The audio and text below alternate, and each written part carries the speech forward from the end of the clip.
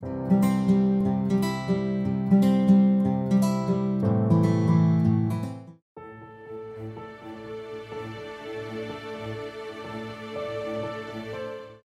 narkoba dengan metode shake and bake, Polda Jatim, ini pertama kalinya dan berani.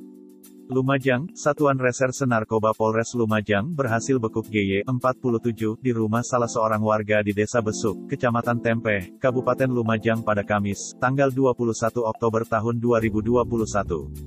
Di lokasi itu, petugas polisi berhasil mengamankan berbagai barang bukti yang disinyalir kuat digunakan oleh pelaku untuk memproduksi narkotika jenis sabu-sabu.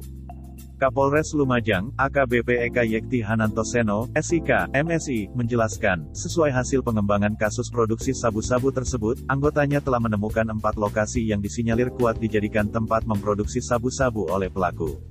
Salah satu lokasi itu adalah tempat dibekuknya GY, sedangkan 3 rumah lainnya berlokasi di Desa Wonogrio Kecamatan Tekung Kabupaten Lumajang, terangnya. Dari 4 tempat kejadian perkara, TKP, yang kita identifikasi sebagai tempat pembuatan sabu ini, banyak kita temukan bahan dasar untuk membuat sabu, jelas AKBP Eka Yekti, pada Jumat, tanggal 22 Oktober tahun 2021, kemarin.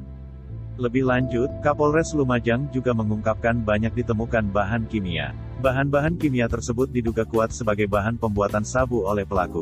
Tak hanya itu, Eka menambahkan selama proses penyelidikan berlangsung, pihak Satres Narkoba Polres Lumajang juga berhasil menemukan sabu cair yang memasuki tahap pengkristalan. Ini hanya menunggu proses pengkristalan. Jadi, ini bisa mengkristal dan menjadi sabu yang siap dijual, sambungnya.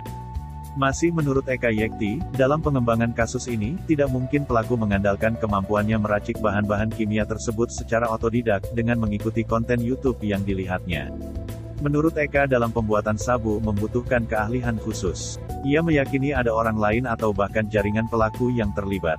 Tapi pelaku mengaku belajar dari YouTube. Selama 6 bulan ini, pelaku sengaja meracik bahan-bahan kimia tersebut untuk mencari unsur-unsur kimia yang akan digunakan dalam pembuatan sabu, tapi itu tidak mungkin dan pasti ada gurunya, jelas Eka Yekti.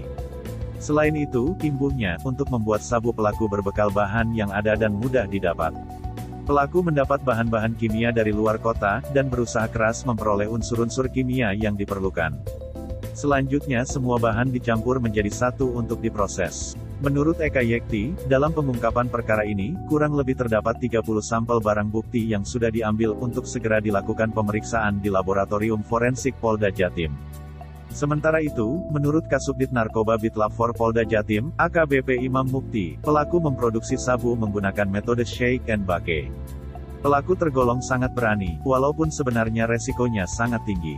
Baru pertama kali kami temukan pembuat sabu dengan metode shake and bake di Lumajang ini. Ya satu-satunya di Jawa Timur. Dalam metode ini, pelaku mencampur semua bahan yang diperlukan dalam pembuatan sabu pada satu wadah, kemudian dikocok, ulas Imam. Diakui Imam, rata-rata pembuat sabu tidak menggunakan metode ini, karena sangat riskan. Resikonya sangat berbahaya, bisa menimbulkan ledakan akibat reaksi termokimia. Jadi setelah bahan-bahan kimia dicampur dalam satu wadah kemudian dikocok dan selanjutnya tinggal proses pengkristalan untuk mendapatkan sabu, ungkapnya. Bahan-bahan dalam pembuatan sabu ini, sambungnya, sudah banyak yang memenuhi unsur, seperti adanya aseton dan soda api. Namun untuk mengetahui kualitas dari hasil proses pembuatan sabu ini, pihaknya akan meneliti lebih dalam di Laboratorium Forensik Polda Jatim.